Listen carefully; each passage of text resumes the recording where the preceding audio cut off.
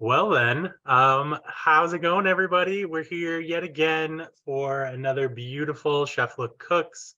Tonight we're going to be making scallion pancake pizza.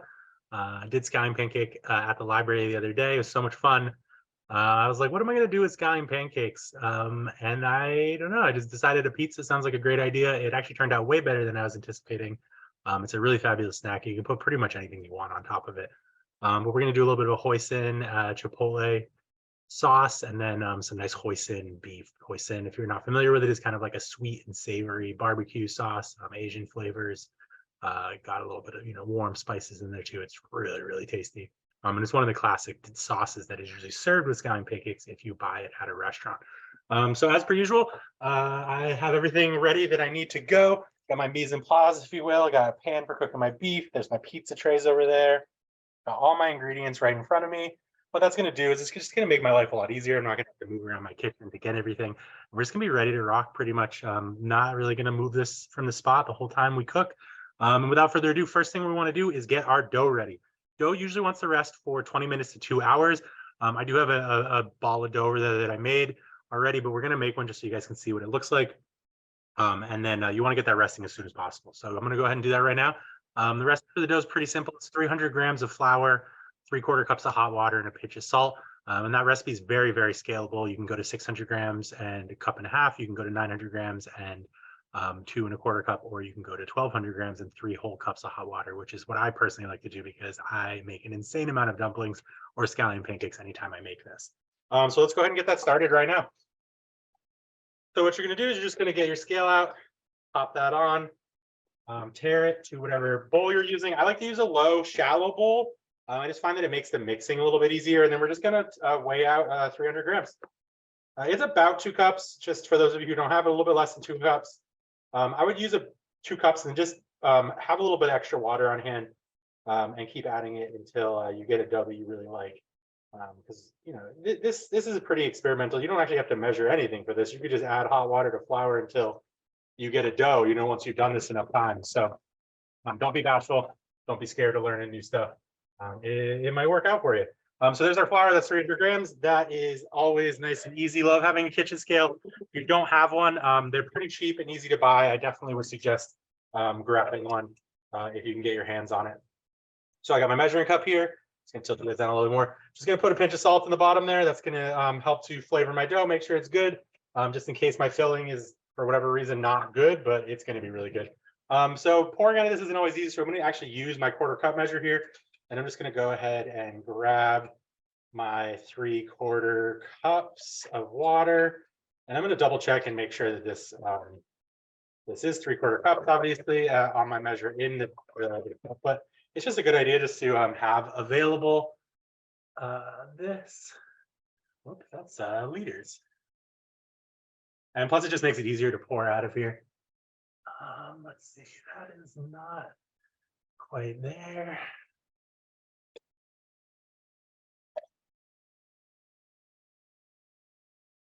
Perfect. Okay, we'll just put that on back burner over here. Sweet. We're going to need our 1/4 cup measures to make sure to say that. You're going to use chopsticks here to stir. It's really nice. They work really well for a couple different reasons. One thing, they are small, so there's less surface area for things to stick to. This is going to be very sticky for a hot second. They keep your hands out of the bowl, which is good because this water is actually hot. And then they also kind of cut the dough as you mix it. And so that's going to help us get a little small globules of sort of dough that's going to help make this into a shaggy dough. So we're just going to stir this with those separated as we slowly add the water. And just be careful for spilling. It will happen, but this bowl just makes it a lot easier when we eventually do get to kneading the dough in here. Add it a little bit at a time. And what you're trying to do is you're trying to get these little dough balls, basically, that are going to eventually form up your dough. And what that's going to create is what's called a shaggy dough. You can tell it's a shaggy dough because you have these sort of dough balls like this, but they have sort of shags coming off of them. That's kind of essentially where the name comes from. It's a shaggy dough, like a shag carpet or anything that's shaggy dog, if you will. And so a shaggy dough is a dough that usually is not fully incorporated. What that usually means in baking is that there is enough moisture in there to hydrate the dough, but it just hasn't had enough time to actually go through that process. And so that's what we're actually dealing with here. is that there's enough moisture in here to hydrate this dough and make a proper dough. But because it hasn't had its time and that proper surface contact with all that flour, we're instead ending up with what's called a shaggy dough. And that's what it looks like. It's nice and shaggy. You can kind of see that's what you're looking for. That's when I would stop normally if I was adding water, when I'd start kneading. Of course, I just spilled that all over my computer. Oh, well. All right. So now that we have a shaggy dough, we're going to go ahead and just take this off of our chopsticks there. And what we're going to do is we're just going to try and we're going to turn this into a dough ball, and we're going to incorporate all of those little bits of flour that that weren't put in there. They're making it shaggy. So what we're going to do is we're going to just sort of push the dough into the bottom of the bowl and then flip it over. Do the same. We're doing a very simple knead here, but what our main purpose right now is just getting all of those dry ingredients incorporated into our dough ball. Then we're going to do a more classic knead, try and get it nice and fully incorporated. And so again, we're just pushing into the bottom. What that's doing is it's picking up all the little chunks that it can. It's also doing a little bit of kneading. And once all of those chunks, or at least most of them, are picked up, we're going to go ahead and we're going to turn this out onto our table, and we're going to start kneading there. That's about right. I'm just going to scrape down the sides here, make sure I get as much of that as I can. And we're just going to dump everything out onto our board. And the bowl still is going to have some flour stuck to it. And you want that flour. You want all of it. So just take your fingers, kind of rub it on the board or on the bowl. And what's going to happen is that flour that's stuck to the sides is going to come right off. We're just going to pour that right onto our board here, and we're going to start incorporating it. And I'm going to tilt it down here so you can see me kneading. I guess you can see it pretty well.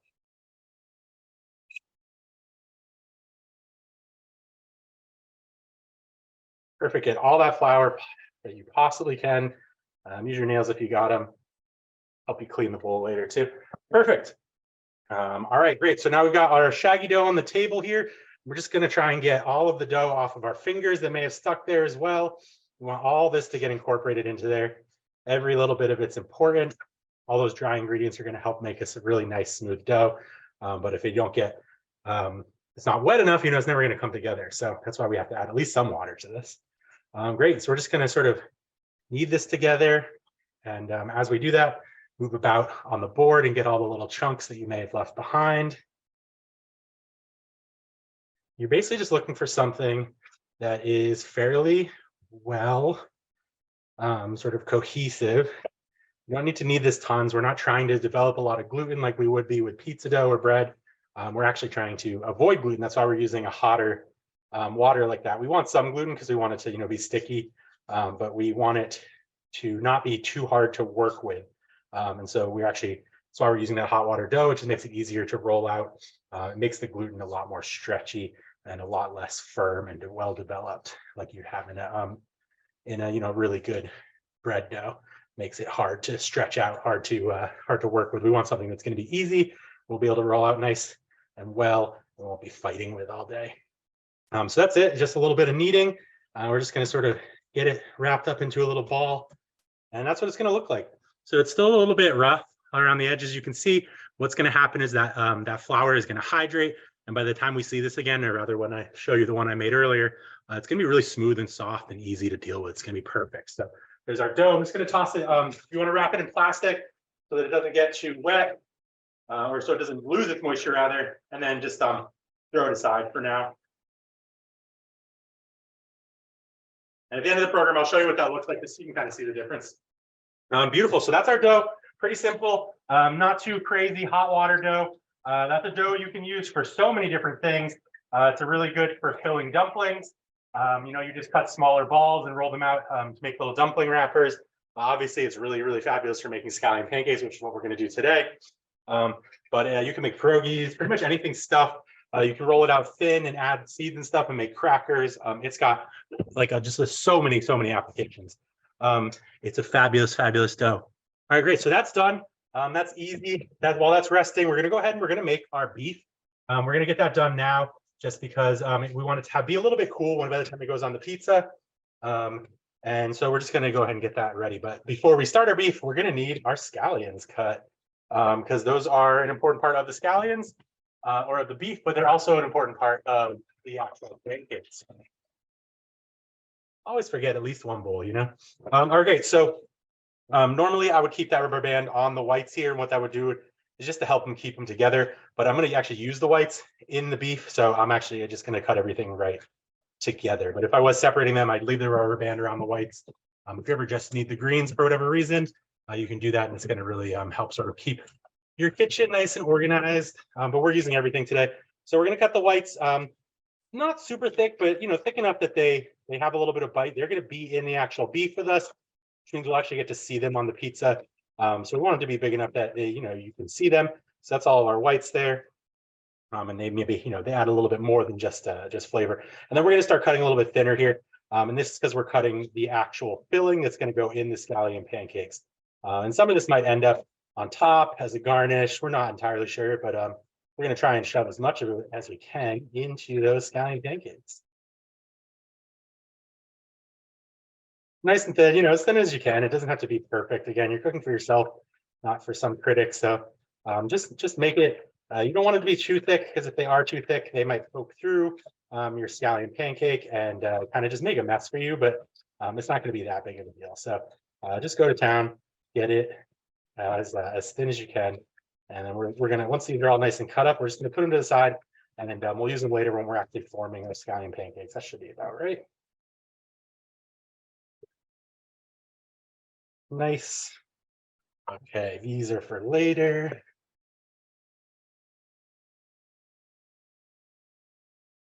So before I actually get the meat in the pan, I'm just getting some of my chops done now, just so I'm ready to go.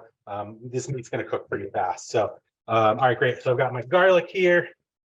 Let's go ahead and get that heat on. I can heat up, and I'm just going to use, 400 to 800 cloves of garlic, depending on your vibe for the day. I'm feeling pretty good. I think I'm just going to use the rest of this bowl. That should be a pretty good amount, but I would use at least 4. You want it to be pretty heavy garlic. This is a topping for a pizza. It's also fairly classic to have a very, very garlicky brown sauce, which is what we're making. So go ahead and crush that garlic. For those of you who may have ever seen me make a sauce with garlic, I usually won't crush it because I'm generally going to try and microplane it for a sauce.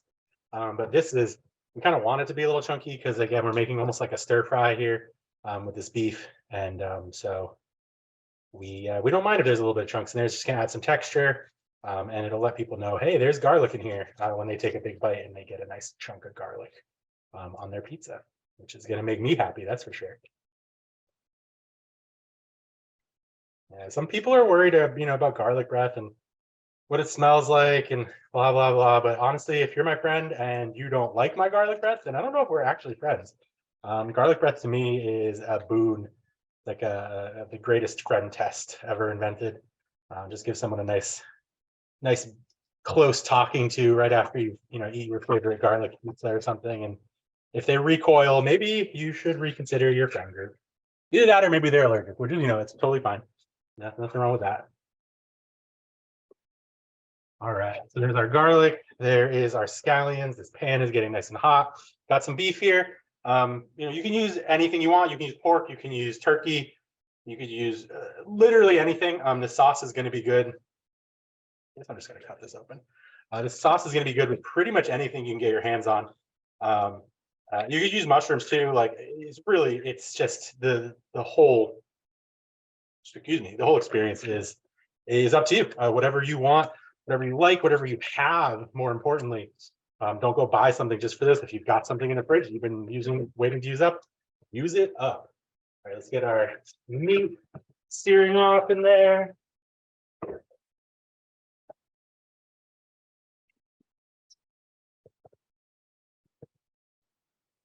Smells good. I don't usually cook with beef. This is a unique experience. It's so tasty smelling.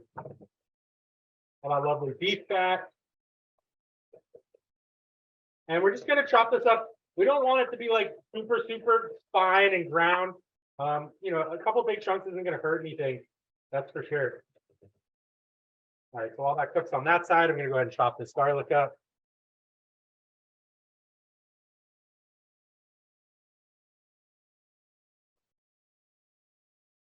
Oh, and really important too, I usually say this at the beginning. If you are cooking along, make sure you preheated your oven. If you didn't, you're gonna run into a big reason to stop here in a second when we go to put these scallion pancakes in there. So make sure your oven's preheated, 425. I have mine at 450 just because it's a weird oven, but 425 is going to be fine. And you can go higher if you want to, if you're in a rush. It shouldn't hurt anything. You might just have a little bit more of a soggy crust when you get to the pizza time. There you go. There's my oven preheating right there. Perfect. All right, lots of garlic. This is definitely probably double what I would usually use, but you want to use about the same amount of garlic as you have scallions there. We're using the scallions as a flavoring agent, not sort of a an actual bit of fibrous vegetable matter in there. So the meat really is the main course on this one. Beautiful. And I'm gonna go grab my ginger from the freezer.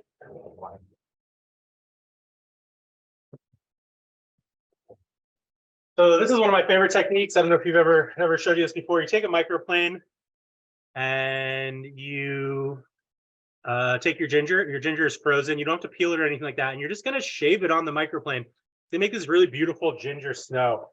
And it's just super, super amazing. It's super easy. Super great way to use for sauces or putting into stir fries like this. The only thing that I would suggest, and then to make sure you do, is when you put that ginger in there, make sure you use a lot more than you'd anticipate. The snow is kind of light, and it will melt down to a lot less ginger than what it looks like. So this meat is already pretty close, which is great. So I'm gonna go ahead and put my my scallions and garlic in. And then I'm actually just gonna shave this ginger right over the top.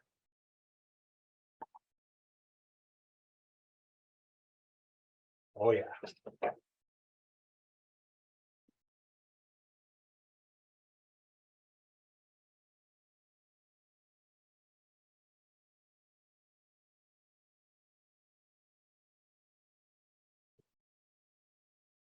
I just turned my stove off there just because it's crazy, it's super high. I would usually just be doing this at a lower temperature, maybe like a medium low. You're just trying to slow cook this. You're not trying to add color necessarily. We're just trying to get it nice and cooked.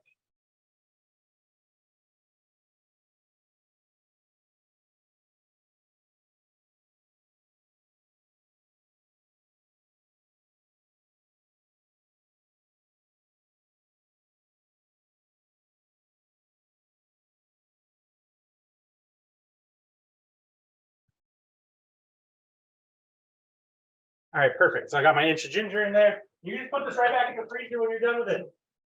It'll be ready to go for next time you need it. Really great way to store it, and make sure you kind of always have fresh ginger on hand.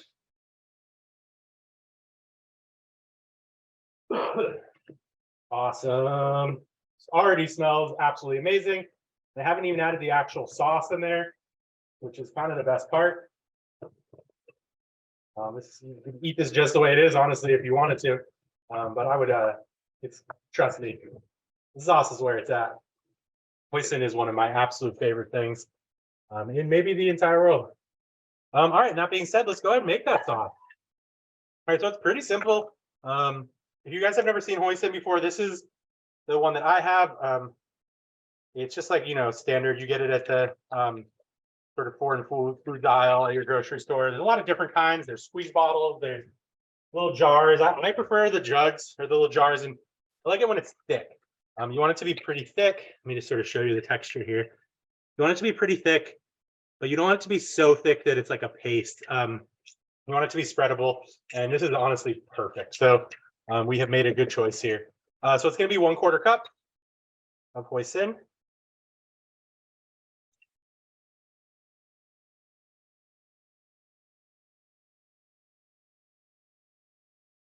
And keep your hoisin out because you are going to use it later for the base of our pizza.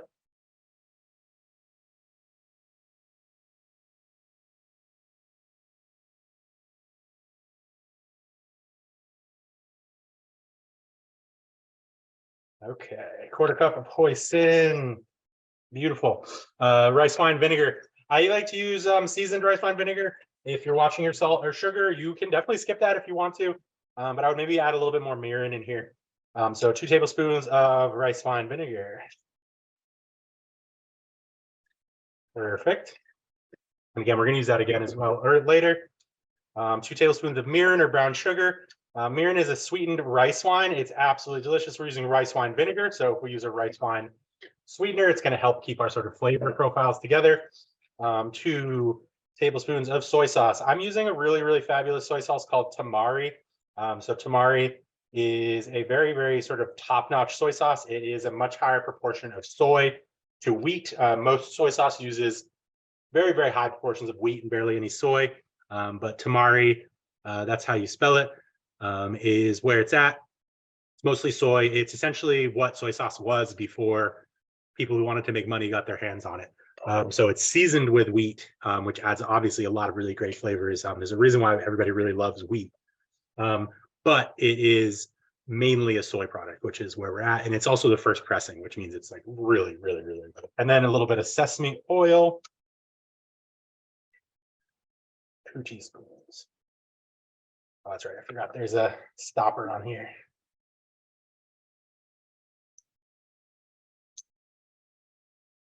So you're going to see some of these things repeated in other parts of the recipe.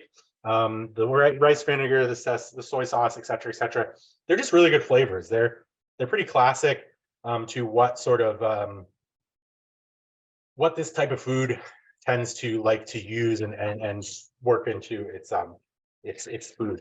So I'm just going to do some black pepper here, maybe like a teaspoon of fresh ground black pepper into the sauce. And I'm skipping salt, but you're more than welcome to add some if you feel like you need it. With all the stuff we just put in there, the seasoned rice vinegar and everything, I think we're going to be okay. I'm going to crank my heat back on here so we can get this meat glazed and ready to go.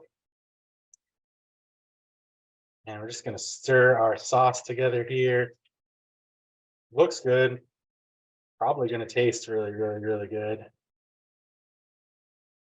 Hoisin is just, I don't really know how to describe it. If you've never eaten hoisin before, is just go find some somewhere. Oh yeah, that's perfect. Oh, it's so tasty.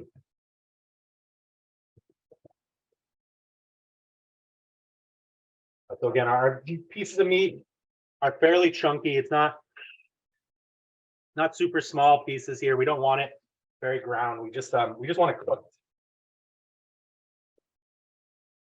All right, that nice and hot. Let's go ahead and put our sauce in there.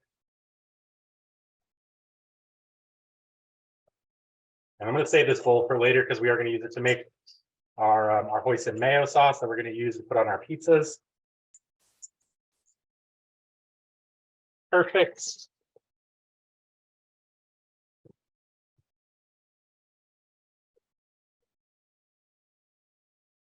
Oh yeah. So a couple things you're doing here is you're cooking off the alcohol from the mirin, which is a wine. It's a rice wine. And then you're also just cooking off some of the moisture. What's going to happen is this sauce is going to stick to the beef as the water leaves.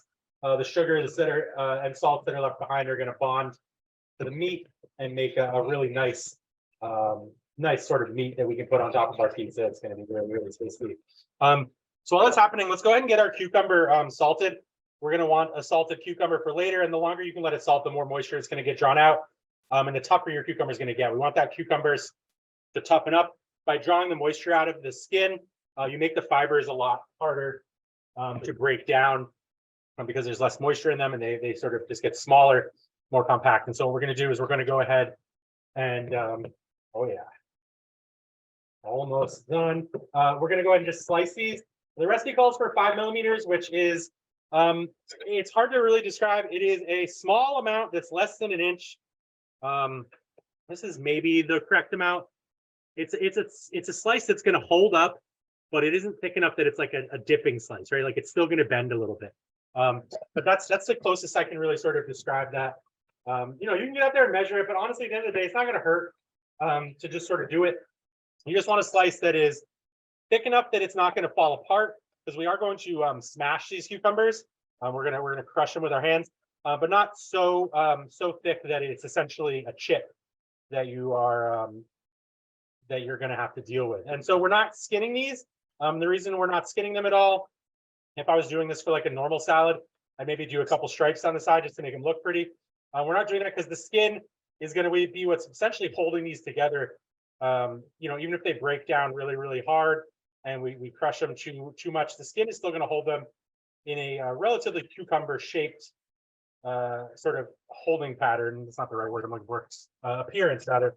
And so that's kind of what we're going for with that move, is just to make sure that those are in a good place. I'm gonna go ahead and take this meat off the heat. There's really like barely any moisture in the bottom now cooking with it. You can see it's all nice and thick and glazed, has changed color. So it looks just like that beautiful sauce we put on there. And I guarantee you that tastes amazing. I am so excited to eat some. It's just very, very hot. I'm not going to try it quite yet, but we're just going to move that around, just cool it down a little bit. It's going to make it easier when we're topping the pizza later. We don't have like molten hot meat. Gonna get a little water on my cast iron so that's not super sticky later. Perfect. Okay. So I'm just gonna salt these cucumbers. It doesn't really matter, how much you want. A decent amount though. We are gonna rinse this off later, so don't worry too much about it. I'd say I probably put a tablespoon in there. And you're just gonna mix these up and let those start to sort of moisturize. They're gonna start releasing their liquids, which is gonna help with a flavoring agent, because we're gonna essentially have some cucumber juice in this salad. It's gonna be really tasty, very light and refreshing. But it's also, again, going to help with the texture. It's going to toughen them up a little bit. So when I go to squeeze them later, we actually have something left over that we can put on top of our pizza. So I'm just going to let that sit right now and let that get nice and soft and delicious. And while that's happening, we're going to make our scallion pancakes, get ourselves ready to rock and ready to get pizza, basically. All right, so I'm just going to move stuff out of the way, do a little bit of cleanup here. I can get those in the oven. Perfect. Make myself just enough room to have a scallion pancake party. Okay, so I've got a little bit of here's my normal size sheet pan. I guess that's technically a half sheet pan if you are done doing commercial baking. And I'm just gonna sprinkle a little bit of panko on the bottom of this. We're essentially using this as like our cornmeal. What you use if you were doing normal pizza. It's going to stop the scallion pancake from sticking, right? This is going to act as sort of our little ball bearings, that sort of make it so the pizza doesn't stick. And they're also going to add a really nice crispy element to the bottom, which will be really fun. So let's go ahead and check out our dough from earlier. Oh, they started sticking together.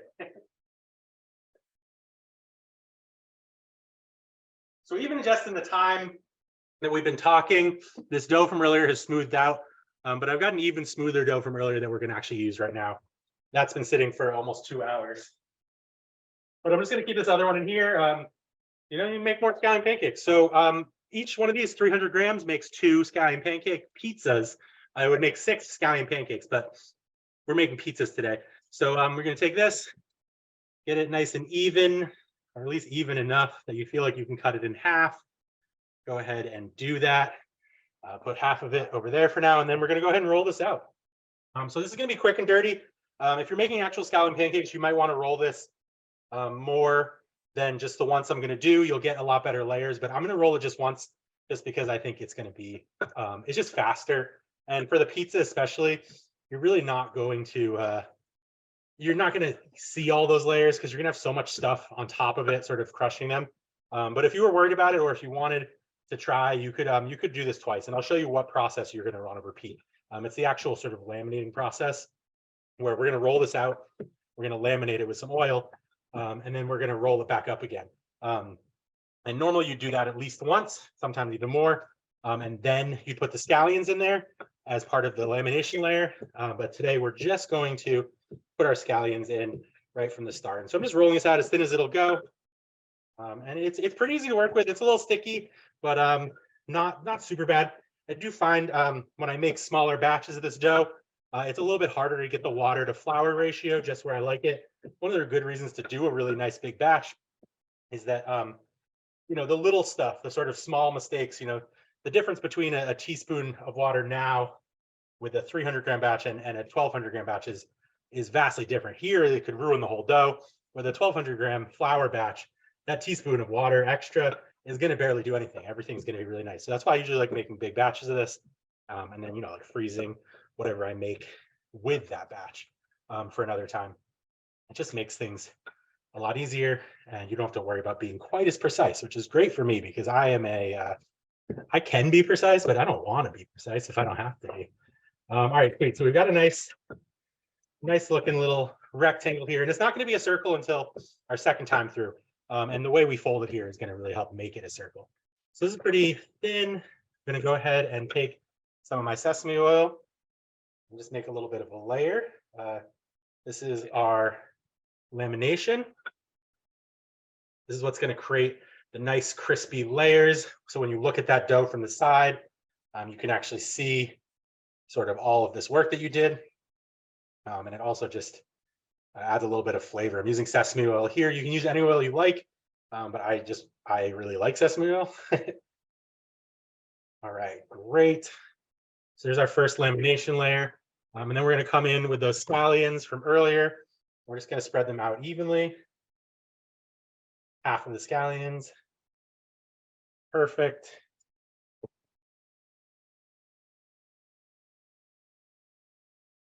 Oh yeah. And what you're going to do is you're just going to roll this up. So you're going to start down here. You're going to get a little lip.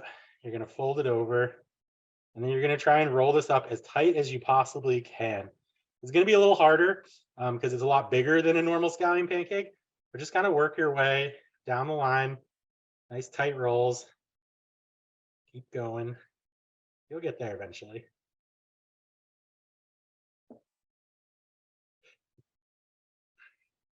Oh yeah. These are going to be so good. I've done this a couple times since I came up with this idea, and I got to say, pizza dough is cool and all, but honestly, this takes almost the exact same amount of time, and I think is easier to work with than pizza dough. Might just be my go-to pizza dough from now on. It's really crispy. It's a really nice sort of like flatbread pizza kind of vibe.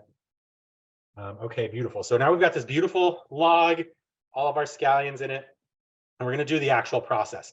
So had you not put the scallions in back then, you would still have rolled it up like this. You've got a nice log.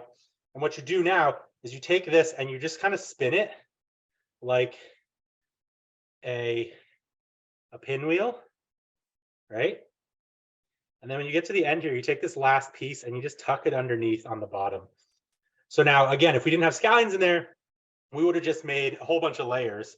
And then we'd roll this out again, laminate it again, and then we put the scallions in there. So we'd have not only the layers we just made right now, but we'd have the other layers on top of it. You see, it gets very multiplicative. It's kind of intense. Let's say we folded it 8 times the first time. We go back in, we folded it 8 times again. We've got 64 folds now. If we do it a whole nother time, it gets very, very intense. After a point, you're really not ending up with more layers, but it's very similar to the process that people use to make croissants. So now we've got something that's a lot more round. I'm going to try and keep it round so that we can end up with a dough that looks kind of like a pizza. And so we're just going to roll this out here. And I like to roll it from the center out towards the edges. That helps to sort of keep the shape. We're just flipping back and forth as we go. If you get any holes in the center like that, it's pretty common, actually.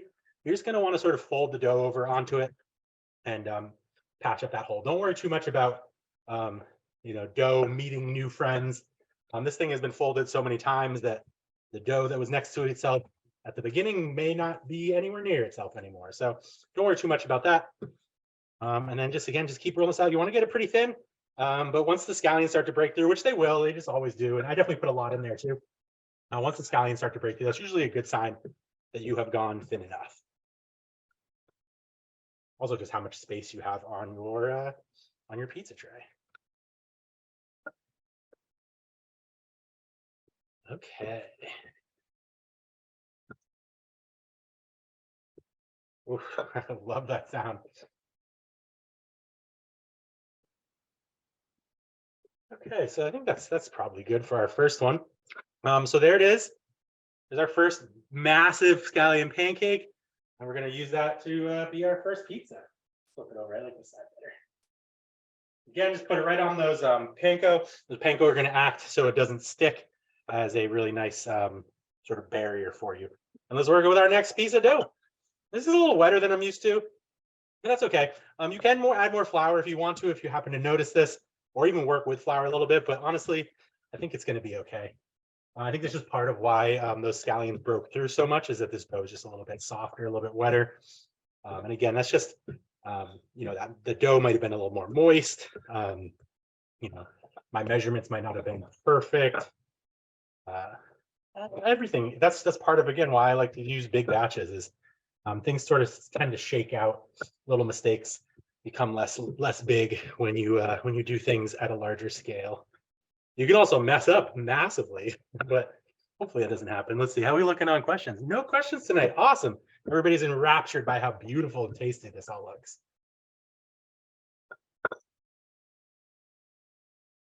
Don't be bashful with questions if you have them, though. I will try my best to answer them. So again, start with a rectangle. And again, doesn't have to be a perfect rectangle, but start with a rectangle. And then because of the way we fold it, it's going to turn into a circle. Don't try and get a circle right off the bat. This is not going to happen.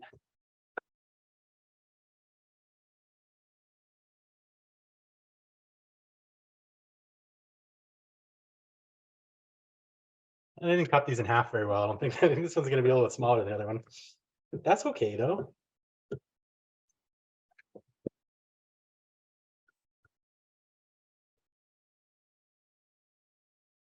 Beautiful. Okay, awesome. Let's go ahead and get this thing laminated. That was way too much oil. Well, not that bad.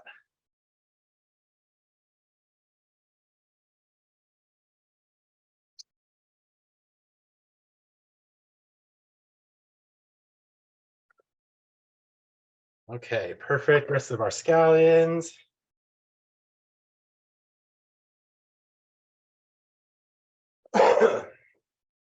Sweet.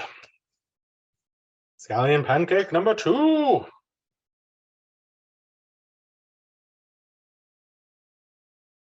Again, start down here. Just start to roll it as tight as you can. The more rolls, the more folds, the more beautiful, crispy layers. So take your time, or don't. Not going to hurt you. I guarantee it's going to taste good no matter how many layers it has.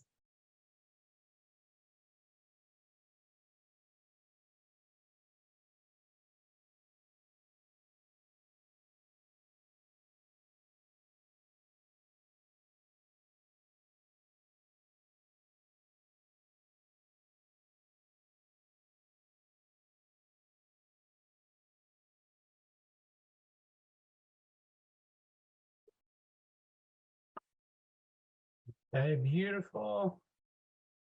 Nice little log again. Just going to give it a little stretch here. This one's a little thick in some spots. And then you're just going to curl it in, make a little pinwheel. Try and get that fold as part of the pinwheel if you can. And then tuck the other end under and give it a nice little squish down so it all becomes one piece. Perfect.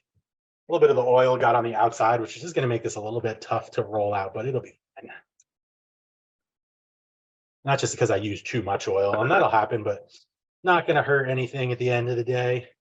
It's just going to make it more crispy and tasty, and you'll get more little holes like that. But just sort of put the dough over the edge, and it'll figure itself out.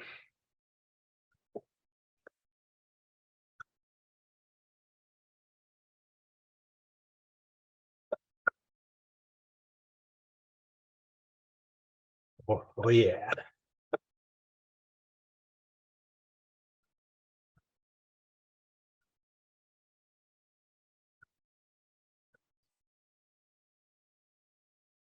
This is going to be so good.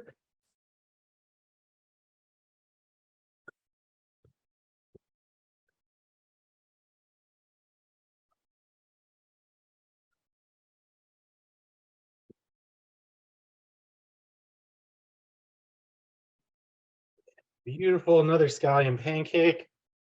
Done. Ready to rock. Get the rest of those scallions. I'm going to go ahead and put that right on my sheet as well.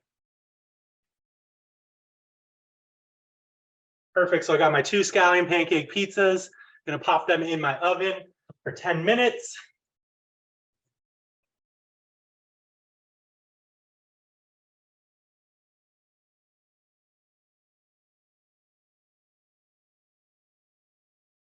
Perfect. Okay. Get myself cleaned up a little bit over here. Not too shabby. So that was a quick and dirty scallion pancake making. When you're making them smaller, they're a lot easier to work with. When they're big like that, they just kind of get floppy. They have so many scallions in them that you actually kind of, they tend to try and just want to fall apart. But that was not so bad, honestly. I gotta say, that turned out pretty good. All right, let's go ahead and get my cutting board back in here so we can do some more knife work and be ready to rock. So what we're going to do is we're going to make the sauce for our pizza. Just try and do as much as we possibly can now while we're waiting for those to get out of the oven.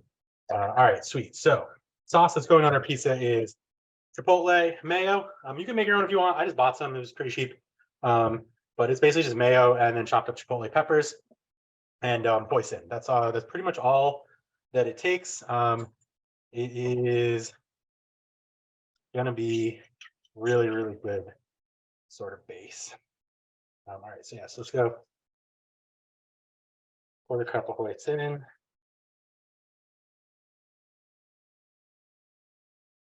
I wouldn't use straight hoisin. It's really, really salty and flavorful. But you kind of need to cut it with something, which is, mayo is also salty and flavorful, but it's kind of just like it's a good cutting agent. Like it takes things that are like too salty and flavorful and sort of makes them more appropriate. And so that's part of why we're using mayonnaise here to cut this. One of the recipes I was looking at when I was sort of planning this whole thing out used just chipotle mayo, but I didn't want to use just mayo. That didn't feel.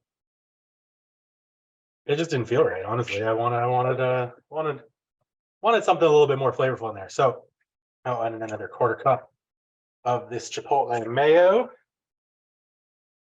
Super tasty.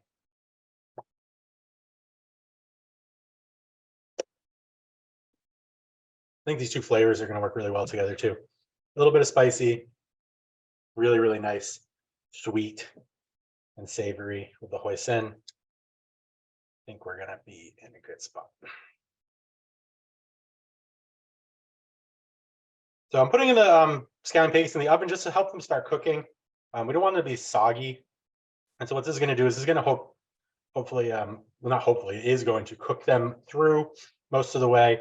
Then we'll top them, and then all we really have to do is wait for the bottom to get nice and crispy. We'll be good to go. All right, beautiful.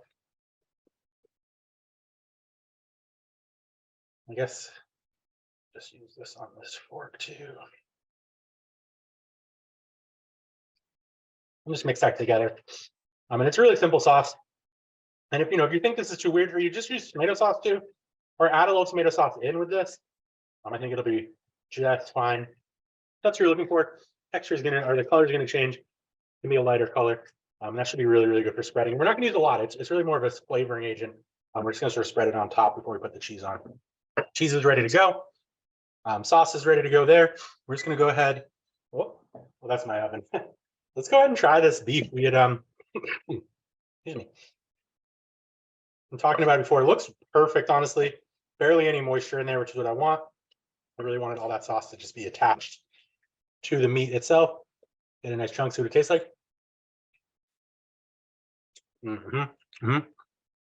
It's sweet, really savory.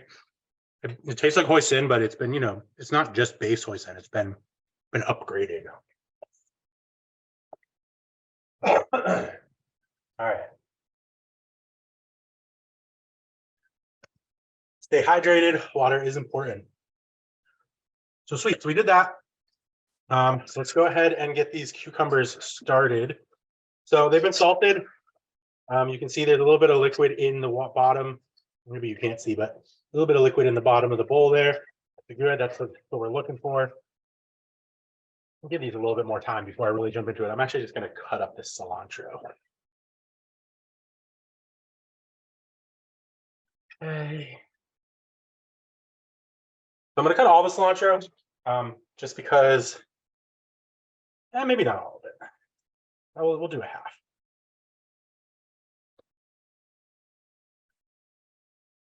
That should be fine. Perfect.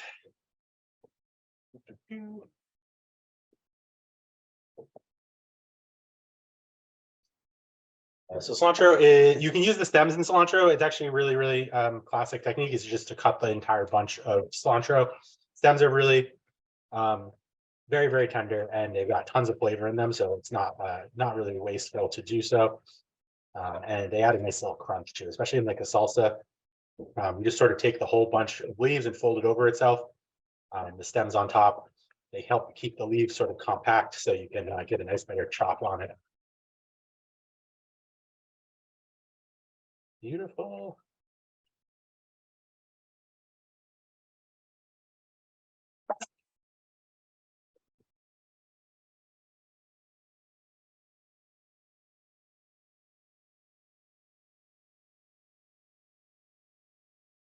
Okay.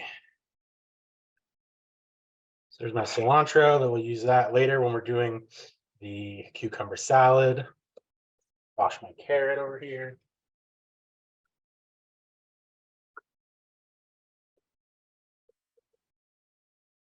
Beautiful. See, that was something I forget. I'm gonna need my so this is a mandolin. You guys have never used one before. It's absolutely fabulous. Some people are very scared of them. I absolutely love this one.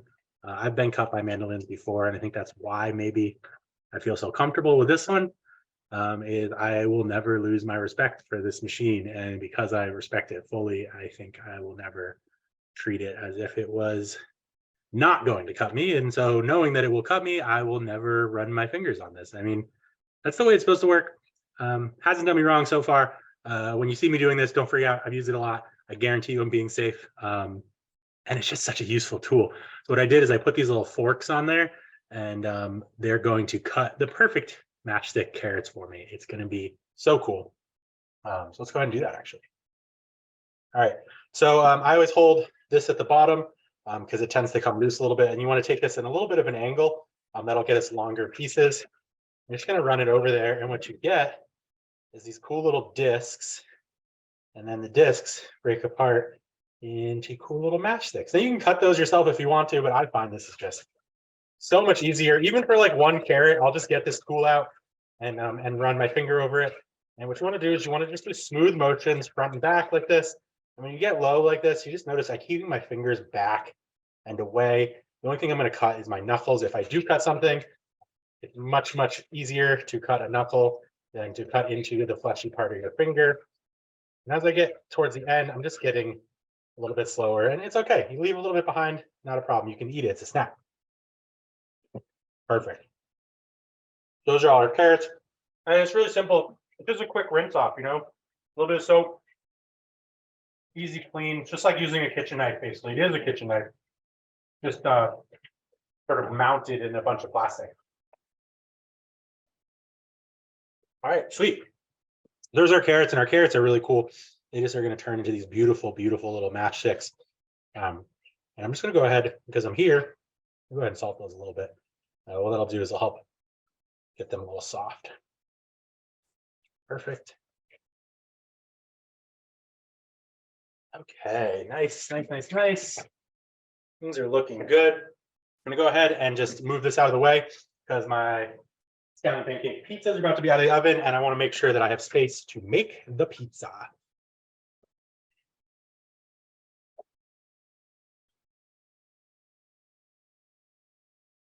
Okay, looking good. Got our sauce, got our meat. About to have our pizza right here. I'll put some stuff away.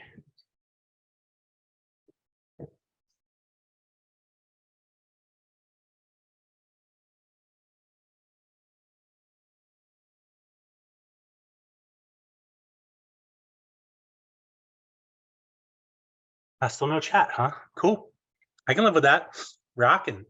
All right, let's get this stinker out of here.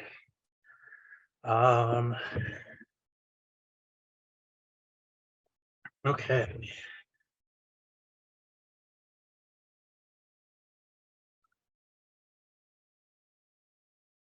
So as you can see, got our scallion pancakes. They're a little pretty solid on the top, which is good. That's what we're looking for. They're not completely cooked, but they're getting there.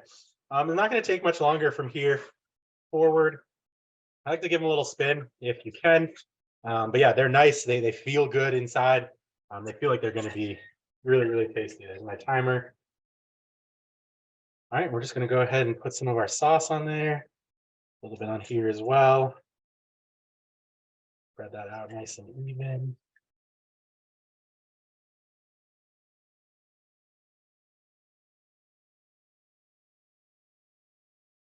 Oh yeah.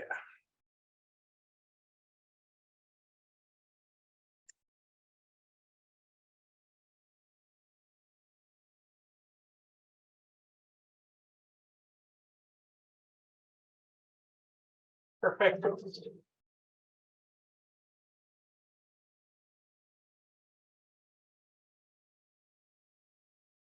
You go right to the edge.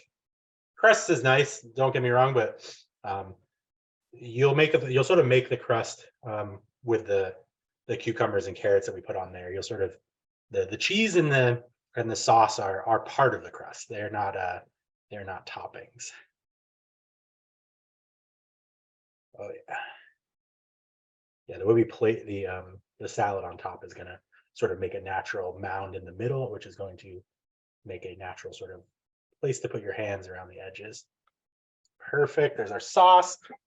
Gonna come in with our cheese here. And it's about a half cup of cheese each. You don't want tons, just enough to cover it up. Put a barrier between the sauce and the meat.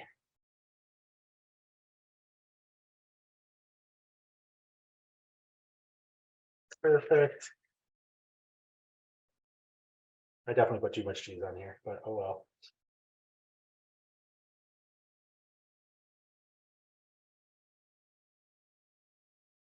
All right, and then our meat on top of that.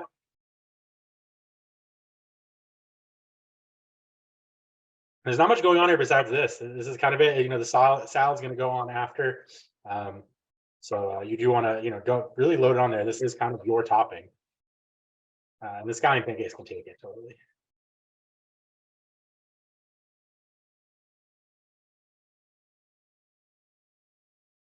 Beautiful. All right, we're just gonna spread that out nice and even. So good.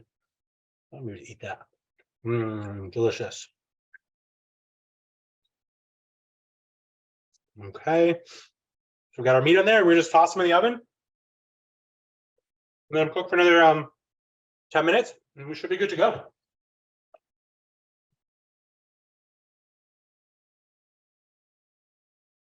Okay. Sweet. So while those finish cooking, we're gonna go ahead and finish our cucumber salad. And then we'll be good to go. So first things first, we're going to take our cucumbers and we're going to rinse them. We're going to get tons of cold water. We're going to fill this bowl up with cold water. We're going to dump it out, and then we're going to fill it with cold water again. The whole time we're doing that, we're going to stir up our cucumbers. We want to make sure we get all of that salt off of them. Their salt has already penetrated. It's inside those cucumbers. That's why the moisture has come out. But we want to get all of it off. We don't want any extra. We just want what's penetrated. We're actually going to squeeze some of that salt out right now by crushing these, by smashing them, if you will. Smashed cucumbers are one of my favorite things. I really like to smash them like this and then pan fry them with a little bit of garlic, browned garlic and oil. Makes a really, really good topping for ramen or in like a bibimbap as one of the sort of sides that you would use. Perfect. So these are nice and rinsed. Go ahead and get that water out of there. Don't worry too much about getting all the water out. We're going to make a sauce in here, so it's okay to have a little bit. It'll help keep things level. It's too salty. So here's our cucumbers. They've been salted. That means that they're a lot more floppy, but they're also more crisp. And so what we're going to do now is we've got these cucumbers, and we're just going to smush them. You can do that a lot of different ways. You can literally just put your hand in the bowl and start punching the bottom to smash them. You can grab them with your hands and squeeze. That's usually what I end up doing. Grab them with your hands and squeeze. And you're doing it. You're squeezing cucumbers. And what you're going to do is you're going to bruise the flesh. You're going to change color. They're going to go from this sort of nice white to a darker, almost look like they're wet.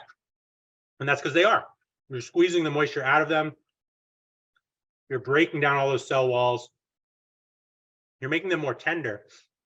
so they're easier to eat, but you're also making them more soft to sort of be more floppy. That's what we're looking for. We want it to be kind of floppy, so they sort of flap and fall over the place. It's going to look really nice on top of the pizza, and then it's going to be easier on our mouth. We're not going to be dealing with a really crunchy cucumber when we go to take a bite of this pizza. We're just going to have a nice sort of soft, almost meaty cucumber when we're done. So these are what they can look like when they've been smashed. Pretty similar, but you can see that like the flesh is a little beat up. Some of the centers are gone. And at the bottom, I've just got a whole bunch of juice, which is good. That's what we're going to build our sauce on. So now that these are nice and smashed, I can go ahead and put my carrots in there. And my cilantro. And yeah, I'm just going to go for the whole thing. I think that we picked the exact right amount of cilantro before. And I'm just going to give that a little stir. And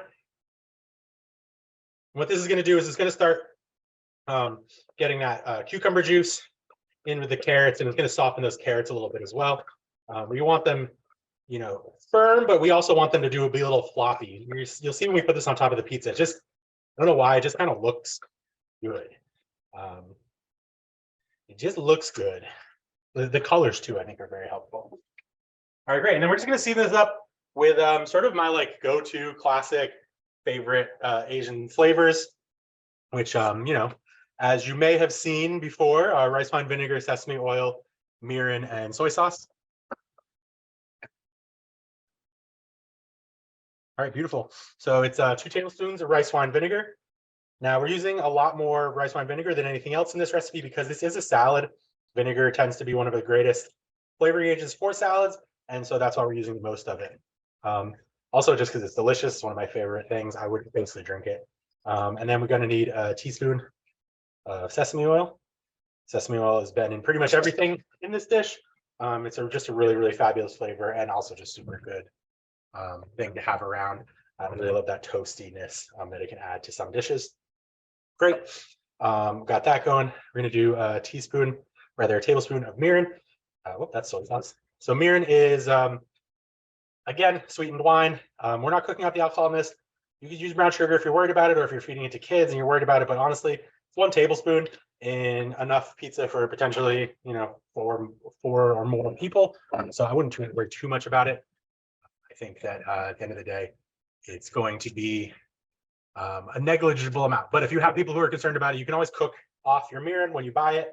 And I think they actually make non-alcoholic mirins. The one you're getting at the grocery store isn't going to be that, but so it goes. All right. So there is that. And then we're just going to put a little bit of soy sauce in there. Just a teaspoon, just a little bit. You already salted these cucumbers, but a little bit of soy sauce is going to add a particular flavor that you really can't get anywhere else. Great. And then we're just going to give this a little mix. And then we're going to give it a try and see how it is. I bet you it's going to be absolutely delicious. And then we'll let it marinate for a bit as we wait for these pizzas to come out, but they're pretty close. We're only 4 minutes away. I do think we're going to have a really, really tasty looking pizza.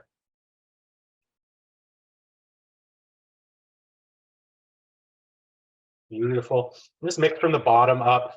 Make sure this is all getting coated in that wonderful sauce. And then the more time this has to sit, the better. You can always make this sort of ahead of time. Just have it in the fridge. It's a really great condiment, honestly. I would call this a condiment. It's a salad, sure, but its flavors are very intense. There's a decent amount of salt in there. So I would treat this like a condiment. It works. It's really good on salads too, or on sandwiches. If you have a sliced beef sandwich, that would be absolutely delicious, or teriyaki beef or something. Maybe you got some leftovers from your takeout or something like that, and you want to make a little Sammy. You can even make the sandwich with scallion pancakes if you wanted to. So I'm just going to go ahead and take one of those out with a little bit of carrot and try that. See how much it goes.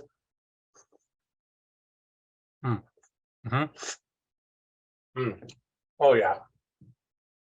Okay. Cilantro really brings it together. It's just really, really tasty. It's really, really light, not too intense. It's going to help lighten up the dish that we've gotten there, which is just an incredibly flavorful, salty hoisin. That was just mozzarella cheese, by the way. You could use cheddar if you want, but mozzarella is really nice because it doesn't have a very intense flavor. And with something like this, where we're incorporating some decidedly un-Italian flavors, good to sort of just stick with something basic that you can easily sort of write over. I forgot a little bit of toasted sesame seeds in there too.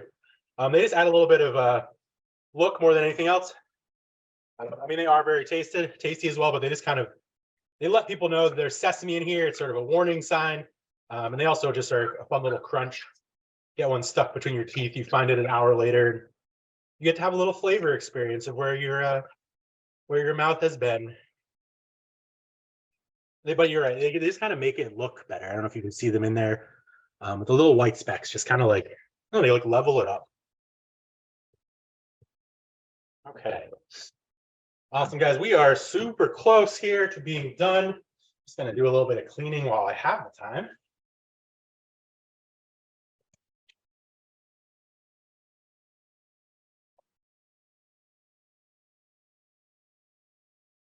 Just cleaning out my cast iron. If you guys have ever cleaned out cast iron before, I like to use hot water and then no soap on a scrub brush. I'll usually let things soak if they have a lot of sugar in them, which that obviously did. That was the hoisin beef. And then you get a pretty decent pan. It's still wet, and you just want to put it on the heat. Let that evaporate off, and you're good to go. There's a little oil in there if you think so, but honestly, that was cooked with beef, so actually just added to the seasoning as opposed to taking away from it. Okay, so close. 2 minutes, guys, and we will have a pizza here to look at and dress and then eat. You know, it's really the best part. I know a lot of people who like to cook. But I know a lot more people who like to eat. And there's nothing wrong with that. I like feeding them. Stow away for later. I told you guys I'd show you what the dough looks like now that we've been through a full hour. And it's just going to keep getting smoother, but it was pretty sort of ragged, and you can see like the edges are just really smooth. Hopefully you guys can see that. Anyways, it's a totally different dough than it was when we put it in there. And I think it's honestly a better dough than the one we ended up working with. They just kind of did a better job.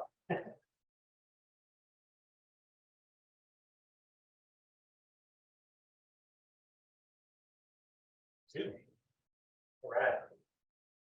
Oh, that cucumber salad's so good. I could just eat that, honestly. There'd be nothing wrong with that. Oh, excuse me.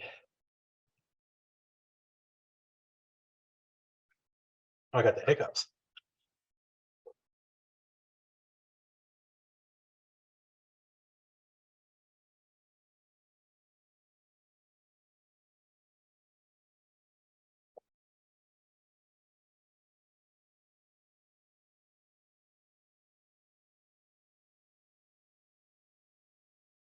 All right, perfect. That was perfect timing. So what I did there to get rid of my hiccups, by the way, guys, best technique, always works every single time. You want to breathe as deep as you possibly can, really extend your diaphragm out, and then hold that breath for 15 seconds. Essentially what you're doing is you're resetting your diaphragm, which is what is involuntarily spasming when you're having the hiccups. You're resetting that muscle so that it stops doing that. Works every single time. You just have to be able to hold your breath for 15 seconds, which isn't always that easy. All right, guys, let's get this pizza out of the oven. Oh, yeah, baby. Okay. So here's some shiny little pizzas. Oh, yeah. Looking good. So hot. So there we go. So they look like when they come out, cheese is nice and melty. You know, you're not going to get great crispy. You can see a little bit of the cheese that sort of melted here and got crispy. Just with my oven, your ovens are probably going to work a lot better than that. Mine just, it doesn't have that like big heat for whatever reason. It doesn't really like to do that. But that's okay. I'm going to go ahead and just pop one of these out. Well, maybe I'll just leave it on this. Oh, here we go. Perfect. Pop one of those out. And then basically you'd want to let this cool for maybe like 10 minutes before you did anything, but I just want to show you guys what it's going to look like when it's done. So what you take with your salad here is you just want to kind of mound it up in the center, give it a little sprinkle around the outside.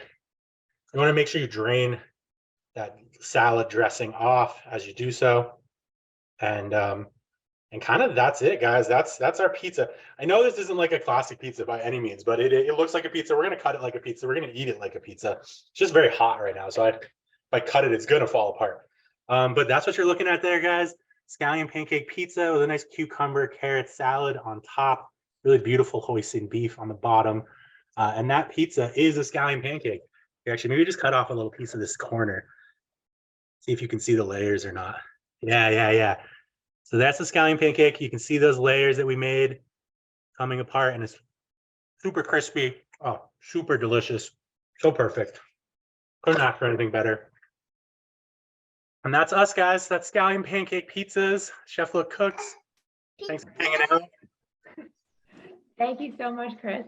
Yeah, I'm so happy. This guy, now he's just pizza. He just wants a pizza. Oopsies. I did say pizza maybe like 40 or 50 times.